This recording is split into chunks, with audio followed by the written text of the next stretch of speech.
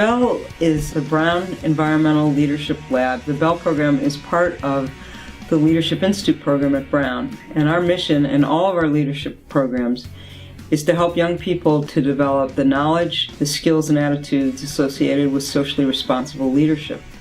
This is a very experientially based program, so instead of learning about environmental issues by sitting in a classroom studying out of a textbook, you learn about environmental issues by being immersed in a field-based program. It could mean you are living in a large canvas tent with no electricity right next to a beautiful body of water called Mount Hope Bay. And so as you study and learn about things like the intertidal zone of the beach, you're walking on that beach, you're living next to that beach, you're listening to the sounds of that water moving 24/7.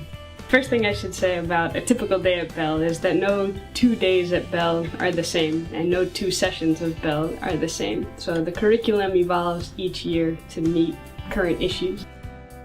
Hang out with friends and be away from your parents for 2 weeks in the wilderness is just, just so much fun. But I think that everybody inside, just has this adventurous spirit. And I had no idea what to expect. I was surprised when I got here of how laid back and accepting everybody was. And it was a really good experience. I was assuming that I would learn some leadership skills, but in the end, I learned so much more than that. I learned so much about science. Experiential learning means that we do something, we have an activity, we explore something, we discover something, and then reflect on it. Focused, you're going to design experiments, you're going to come back here, and you're going to do the experiments. Okay? We're going to do that all this afternoon. Anybody else that's not from Rhode Island, have you ever seen shellfishing? And it took bringing a senator or 2 out on my boat to prove to them that harvesting was done when I finished shaking the rake. it's not just about learning about the environment. There's other stuff that goes into this, like real life situations and real life problems. How do you value the services an ecosystem gives you? Like, giving you oxygen. How do you put a number value on that?